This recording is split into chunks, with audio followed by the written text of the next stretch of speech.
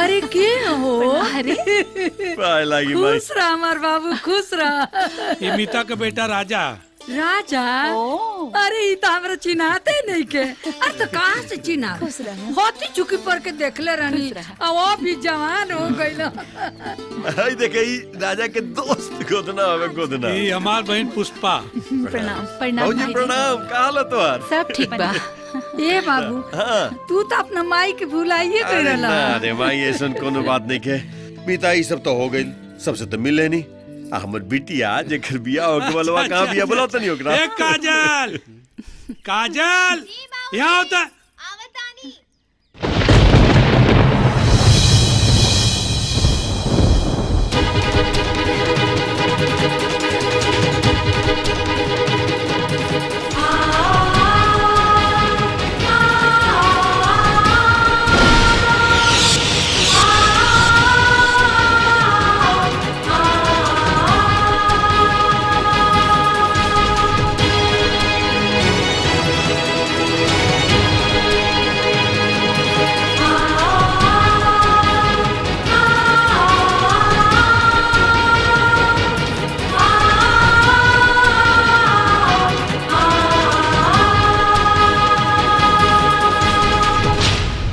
प्रणाम।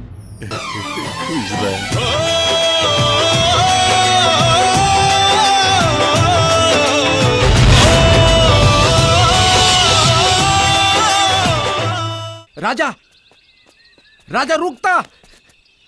कहाँ जाता रे? घरे रामनगर। काहे? ते सब कुछ जानते हुए भी रोका तारी हमके। यार यहाँ काहे आ गए? हमने की चाहते यार कि काजल के ऐसा लगे कि उनका बियाह में हम रोड़ा बना था। अगर कौनो भी तरह के तमाशा भइल तो बाबूजी की इज्जत जाए से पहले हम फसरी लगा ले। वाह पार्टनर वाह। अपना बारे में तो सोच ले तनी चाचा के बारे में तो सोच। कम से कम उनका खुशी खातिर तो रुक छो। तत्ते भी देख ले अपने महबूबा के डोली के कांधा देत ए दीवाना के।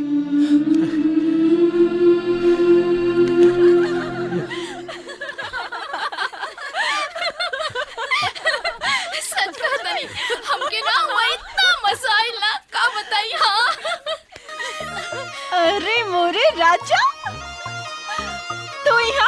तू तो यहाँ बाहर बन के आ गईला हो। बाहर ना पतझड़ कहा। अच्छा। और हमसे दूरे रहो ना तो जर जाइबो। अच्छा तो हमू जेठ बैसाख के सुखल पता ही ना, सावन के असली बारिश है, लागल आग भी बुझा दे। चल ई बतावा हो, इनसे तोहर पहले से जान पहचान रहल का? अरे पल्लवी, ई उहे राजा हवन जेकर रानी बने के सपना ही पगलिया देखा दिया।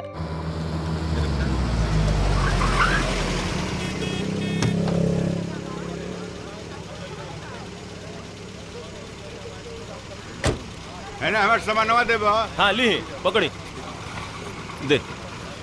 हाँ अयो ले लिए। हाँ हाँ और क्या बारे? हाँ दे।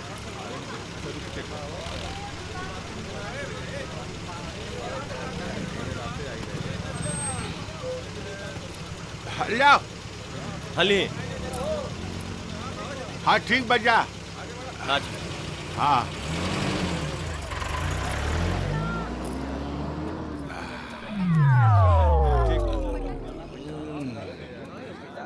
फूफा जी प्रणाम। फूफा जी हमरा के नईखी चिन्हत का रहुआ? हम तनी भटभटात महेंद्र बाबू भेज रहे का? जी जी हाँ हाँ देखा हम चिन्ह गए नु। बाबू तनी है सामान के देखत रही हा। ठीक बा नु? हम बस 2 मिनट में लौशंका क के आ गई। बस 2 मिनट। हाँ जाई जाई।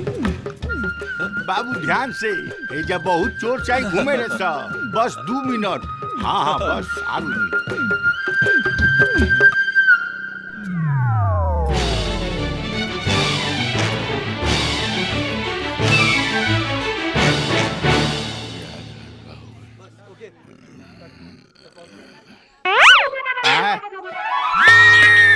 समनवा कहाँ गई? अरे बाप, अरे जरूर वाला सामानवा। ए भाई साहब एजा जौन लइकवा एगो अभी खड़ा रहला केने गइल? कौन लइकवा? अरे जौना के हम फूफा जी हई। हम फूफा जी जौना के रहनी हा। आदमी हुआ कि का पैजामा हुआ? हमरा का मालूम कि तू क्या कर फूफा जी हुआ हो? अरे महाराज अब के खड़ा रहला रहुए एकदम साफ बकलोले बानी महाराज। रहुए पता नहीं है कि हम के कर फूफा जी हई। तू भारत का प्रधानमंत्री हुआ कि हमरा पता रही कि तू क्या कर फूफा जी हुआ? मैं महाराज चुप रही, हमारा अपने ही दिमाग घबराइल बैठे ही है का लनफन। हेलो भाई साहब, रहुआ देखे से तो बहुत स्मार्ट लागत नहीं। हाँ रहुआ पक्का बता दे का पूछी? सुनी ना, हम केकर फूफा जी हैं। अरे महाराज इतना छोट सा बात की रुआ केकर फूफा जी? हाँ। अरे महाराज हमरा कैसे मालूम चली कि रुआ केकर फूफा जी हैं? और जब आदमी बना भाई देखा ही में खाली स्मार्ट बाड़ा, तू गोबरे गणेश बाड़ा मर दे। अरे ए बाबू, हेलो बाबू, हेलो ए बाबू, हम तो फूफा। अरे काहे इतना चिल्लाता रहो? अरे बाबू कबे से हम परेशान बानी की हम केकर फूफा जी हैं, केहू बताओते नहीं के। अरे हमरा आज ले पता न चलल हम केकर मामा ही। तू चोर रहल ले गइल, अब तू जा। चोर रहला? तू पूर्व का बंदोबस्त करके लेके आवा, हम जाता नहीं मीता के संगे पंडित जी से मिल के आवता नहीं। ठीक बा। अरे हो देख पौना आ गईले। अरे महाराज पौना हो, प्रणाम। प्रणाम महाराज प्रणाम का। जब जब गाँव में आइल बानी तब तब हमरा पाप होता है। जा जा जा सामान उतार पौना। सामान का उतारब घेवड़ा कुल ले गइले सा। जाई हो टेम्पू वाला को पैसा दे दी। अरे राजा अरे मीता तू सुधर में ना कहियो। जा बेटा जा ऑटो लगा दे। अब कैसा ही आप बताइए। ए बहु ना रहुआ तो बड़ा दिक्कत हो जाई। हमरा दिक्कत का होई, ससुरारी आइल बानी, भोजन मिलिए जाई। आ यहाँ के 2-4 सेट कपड़ा हमरा किनिए देब त हमरा दिक्कत का होई महाराज? ई मीता का बेटा राजा। अच्छा रउओ से बहुत दिन पर भेंट भइल बा। बहुत दिन पे पौना। अरे हाय कौन खिलाड़ी है जी? ये हमारे बेटा के दोस्त है। अच्छा हाँ, कुछ हमरा डाउटफुल लागल है, यही से पूछनी है। जाए दिए सहू चोर चुहार के माथा पर लिखल थोड़े होला। अरे पाउन सुधर जा तू। पौना तनी आरामे से। दूसरा खाना देख के जे जरे लनू भगवान ऊपरो पता के ले। शुक्र काहे पड़ो तो ना? तू दे। हाल बा। माई ई पकड़ावा। ए 2 रोटी आउट देबू लोग। जी पापा जी। 2 रोटी हम लोग के। हेलो खाली खाइले गुण ना है, बचाऊ के पड़ेला। ऐसे कम खाए छोटे मोटे। ए बाबू का? अरे ठेहुनवा के दर्द के दवाइयो खत्म हो गइल बा। ए बाबू चिंता मत करा, बिहने मंगा दे। देखो तो पानी दे, पानी दे, पानी दे, अरे राजा के पानी नहीं खे चाचा। दीदी पानी तो। अरे जा दा ना, खड़ा काहे बाड़ू?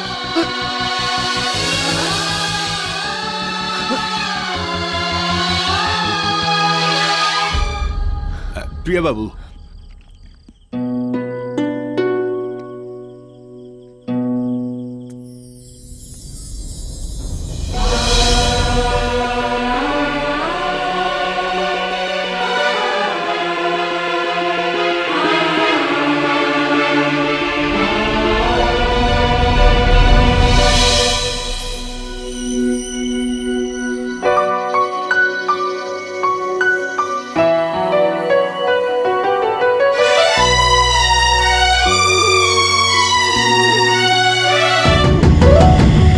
जान गईनी एगो जान गईनी जान गईनी एगो जान गईनी जान।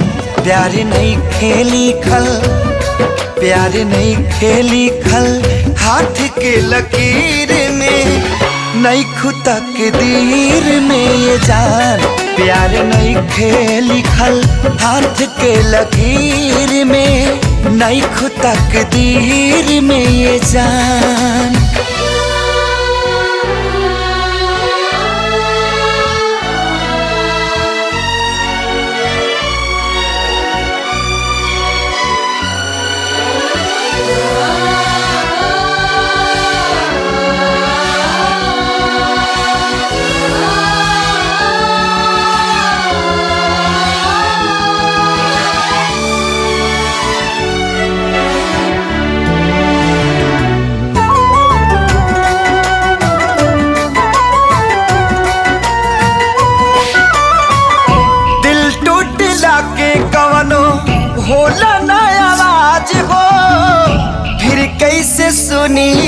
जमाना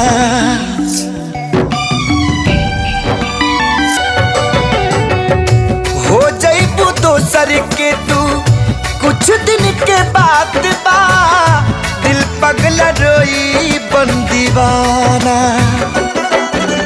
सतरंगी सपना साजन के मनवा सजावे लागल पिया मिलन के प्यास जिया में नया नया पा जागल सीख ले हवे हम भी हाँ सीख ले हवे हम भी गम में हंसे के ज्यादा अब जिए के पड़ी अब जिए के पड़ी प्रीतिया के पीर में नहीं खुदा के दीर में जान प्यार नहीं खेली खल हाथ के लकीर में नहीं खुदा के दीर में जान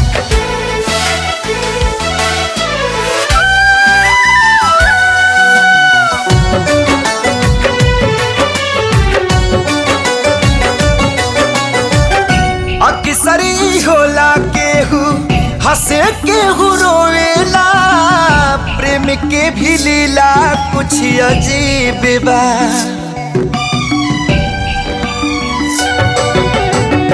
बेवफा भी कह दी कैसे मासूम यार के दगाबाजी अपन ही नसीब बा बन के दुल्हनिया जइबू जहिया सैया जी के गाँव में रखिया अपना राजा जी के तू झुलनी के छाँव में खुश रहा तू हरदम हाँ खुश रहा तू हरदम दिल से है बादुआ सांस बन के बसल सांस बन के बसल बाड़ू तू शरीर में नहीं खुदा के दीर में जान प्यार नहीं के लिखल हाथ के लकीर में नहीं खुदा के दीर में जे जान ओए, अरे मन लगा के काम करा से नहीं तो बनिहारी देवा में नानी याद दिला दे। मीता ये सब हमार खेत हो। मालिक लगा तो महेंद्र बाबू के यहाँ पहुना आयल शुरू हो गई बा तो हम का करी रब पहुना आवत था गाँव के जमीन बड़ा उपजाऊ है। प्रणाम चाचा प्रणाम। खुश रहा खुश रहो बेटा। अरे प्रणाम प्रणाम। सब जने शादी में चली आइए जा, सबका खाना पीना हमारे यहाँ बा। चल मित्र अब आओ चलो चली। अरे का हरियाली है थोड़ा गाँव में हो। अरे ये खेत हमारे एक नंबर है। एगो बात कहीं मालिक अमाना कह दे तो ना कहबे बोल। यह कहतानी एगो महेंद्र बाबू के बेटी बाड़ी जेकर शादी इंजीनियर संगे होता, एगो राउर बहिन बाड़ी। अगर रउआ के जगह पर हम रहती न मालिक तो कहिए चुल्लू भर पानी में डूब के मार खप जैती। हाँ रे लतखोर, नौकरी हमार करता रे और गु नौकर गावता रे। छाता खोल भैया। हाँ भैया एक बात पता चलल है का महेंद्रवा के बेटी का शादी ललचनवा के इंजीनियर बेटा से तय भइल बा।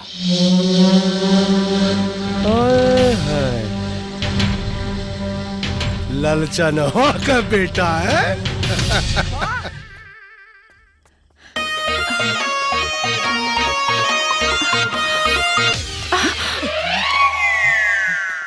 सॉरी। इमे सॉरी की का बात बा? हम तो चाहता नहीं कि गलती बार बार होके।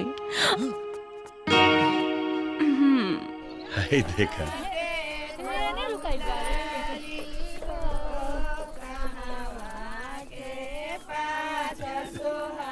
हे बबली देखता चाय बनल बा कि ना? जी मामा जी। हरमीता फोन बजाता है। अरे समधी जी का फोन। हाँ बात करा। जी समधी जी बोली। हाँ अरे लेकिन अरे महाराज हमारी बात तो सुनल जाओ। ओहो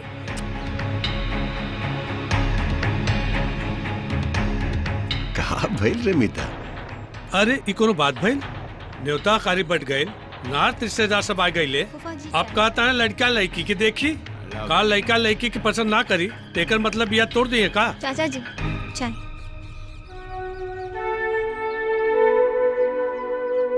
तोहार बेटी तो खुदे चांद के टुकड़ा भी हो। किस्मत के बरियार होई उ ससुरा जकरा घर में ऐसन चांद जैसन हमर बिटिया जाई पुतो बन के।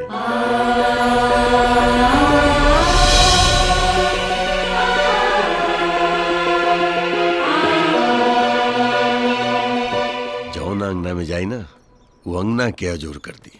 पूछ पूछ कब दिखावे के बाद पूछ। हेलो, हाँ समझी जी। हाँ तो बेहद ए राजा जी, हाय ली ना, रहो पी ली। हाँ हमके नहीं के पिए। अरे पीला पीला, जब इतना प्यार से पियावा तारी ता पीला। हमरा के हल्का में तनिका बाप जन्म ना खइले पाना मुंह मिदुर के गइल परान बात कइले बानी। अरे आई आई आई प्रणाम प्रणाम प्रणाम प्रणाम। ए राजा तेरे दुगो कुर्सी ले है बेटा। अरे बेटा समधी जी के पाँव पड़ा। खुश रह बेटा। ये हमारे बहुत पुरान मित्र हैं मीता। नमस्ते। खुश रह। बैठी समझी जी, बैठी बैठी। अच्छा अब एक काम करे तनी मनोज, जाकर के तनी देखा बिटिया के बुलावा। हाँ जाई जाई बुलाई बुलाई। और समधी जी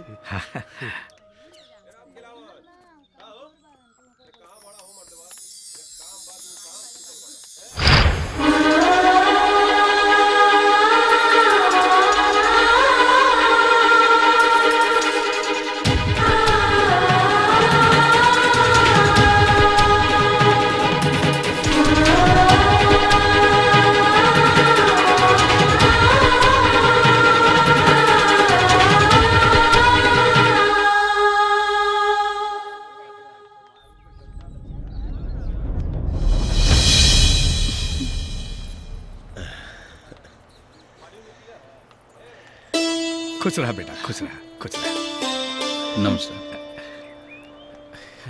नहीं नहीं एक मिनट ले जाओ ना बाबू हमरा शुगर बैठे। महेंद्र बाबू जी, लइकवन के अकेले छोड़ दिहल जाओ ताकि ये लोग भी बात कर सके। काहे ना चले ना समझी जी। चलो मिता चल अब अपना। राजा तू यही रुका बेटा, तू ही ले ला। हाँ जी।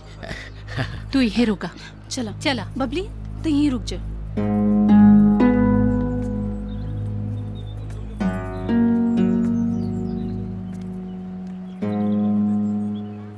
तो नाच गाना के अलावा भी कुछ करती हैं?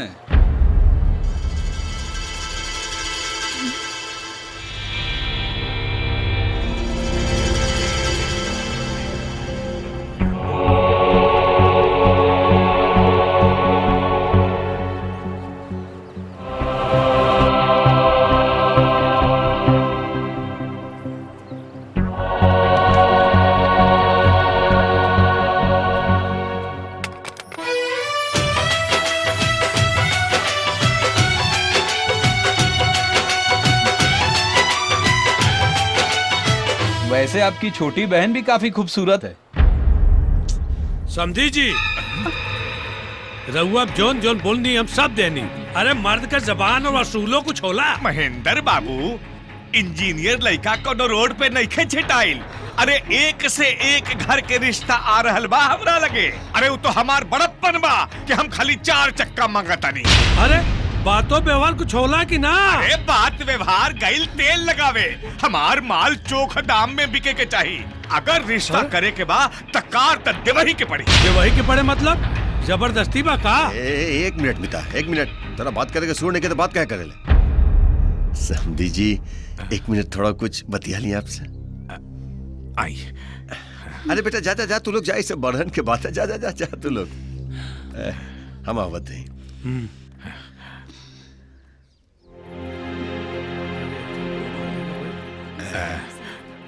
सबसे पहले समधी जी अपना मीता के तरफ से आपसे माफी मांगता। ठीक बा। वो आज से ना बचपने से ना अपन जुआन और रसूल के बड़ा पक्का है। अच्छा अब देखिए समधी जी, अगर कार शादी में रुकावट बना था ना तो हम वादा करता नहीं आपसे, कार हम देव। हम देव कार। आप शादी की तैयारी खुशी खुशी करिए, आप बिल्कुल चिंता मत करिए, हम देव कार। ठीक बा।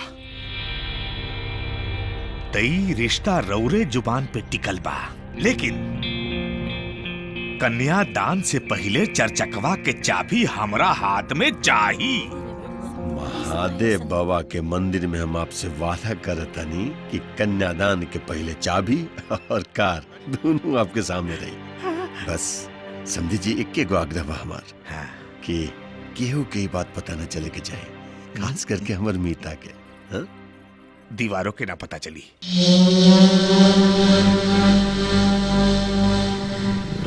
अरे बेटा रोका रोका रोका। प्रणाम महाराज। का प्रणाम? एक काम कर ले रहे वो न भाई तोरा से। अरे गुस्सा मत हुई महाराज, हम तो बियाह में गाड़ी मांग के बियाह तुड़वावे के पूरा कोशिश कैले रहली, लेकिन बीच में ओकर दोस्त आके सारा खेल बिगाड़ देलस। अरे छतरी यहाँ लगाओ। अरे दांता चियरबे के कुछ बोलबे। एगो कहावत कहल जाला मालिक कि आम कितनो बड़ा हो जाई ना पर लटकेला हमेशा डाढ़े के नीचे। हाँ। रे तो चुप ना रहे। ए लालचंद जी, एक बात याद रखिए, सूत में पैसा ना, महेंद्र का इज्जत चाहिए, और अगर ऊ ना मिलल ना तो समझ ले। बुझ गई नहीं। चल निकल। चल रे। चल मालिक चल।